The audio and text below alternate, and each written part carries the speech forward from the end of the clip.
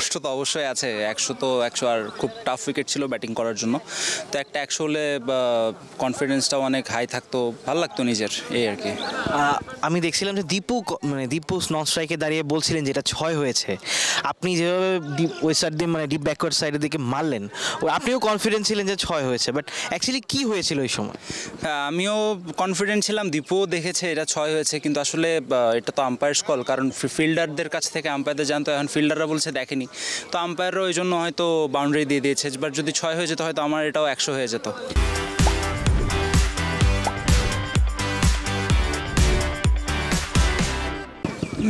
না, এই আপনি কি মানে এই যে আম্পায়ারিংগুলো হয়, মানে এটা কি মানে এটাকে আপনার মানে জিনিসটা কীভাবে দেখছেন? মানে নেগেটিভই তো জিনিসটা, মানে আম্পায়ারের তো উচিত না যে ফিল্ডারের কাছে জিজ্ঞেস করা। ভাই দেখেন, যেহেতু টিভি নেই, তো ওই হিসাবে আম্পায়ারদেরকেও বেনিফিট অফ ডাউট দেওয়া লাগে অনেক কিছুতে, বাট আই থিঙ্ক আর একটু ইমপ্রুভ করা যেতে পারে। আপনি রিসেন্টলি হংকং গিয়েছিলেন, হংকং ক্রিকেট সিক্সের সেমিফাইনাল খেললেন। ওই টুর্নামেন্টটা মানে বাংলাদেশের ক্রিকেটের জন্য কতখানি ইম্পর্টেন্ট বা ইমপ্রুভমেন্টের কী আছে? আমার কাছে যে জিনিসটা ওখানে গিয়ে প্রথমে মনে হয়েছে, ওই জায়গায় গিয়ে আপনার সময় নেই, প্রথম কথা, ছোট লিমিটেড ওভার্সের খেলা। আর একটা জিনিস এখানে ইমপ্রুভটা হবে, সেটা হচ্ছে আপনার আমরা যে পাওয়ার হিটিংয়ের যে জায়গাটা আমাদের ল্যাকিংস আছে, ওই জায়গাটা হয়তো আমরা একটু বেশি ইমপ্রুভ করতে পারবো, ওরকম খেলা যদি আমরা বেশি খেলি। পাওয়ার হিটিংয়ের কথা যেহেতু আসলো, মানে আপনাকে একটা সময় ন্যাশনাল টিমে বলা হতো যে আপনি পাওয়ার হিটিংয়ে খুব ভালো, ইনশাল্লাহ খুব যদি সব ঠিকঠাক থাকে আবারও ন্যাশনাল টিমের দরজাটা খুলবে। এই মুহূর্তে ন্যাশনাল টিম নিয়ে আপনার ভাবনাটা কি বা পারফরমেন্স করে? ভাই আসলে ন্যাশনাল টিম নিয়ে ওরকম কোনো ভাবনা নেই। চেষ্টা করি যেখানেই খেলি নিজের বেস্টটা দিয়ে খেলি, নিজের প্রসেস ঠিক রাখার, যদি ওটা হওয়ার থাকে তো ইনশাল্লাহ হবে।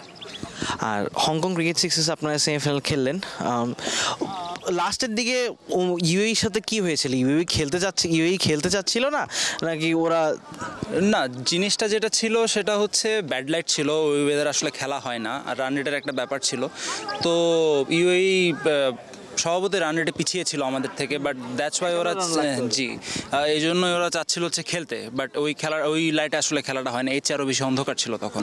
আপনি বাংলাদেশের 3 ফরম্যাট নিয়ে কি ভাবেন? না আপনার ব্যক্তিগত মানে থাকে না যে প্লেয়ারের এখন আমি এই ফরম্যাটটা পছন্দ করি, এই ফরম্যাটটা খেলতে, যেহেতু আপনি একটা ভালো ইনিংস খেলেন আজকে, আপনার পার্সোনাল কোনো পছন্দ আছে কিনা কোনো ফরম্যাট ওয়াইজ? আমি সবসময় বলি আমি টেস্ট খেলতে চাই, দেশের হয়ে test, one day, T20। Thank you ভাই, থ্যাংক ইউ। সরি,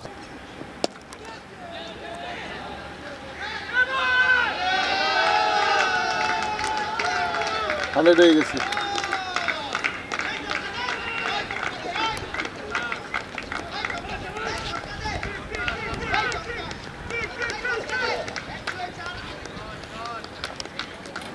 হয়ে গেছি।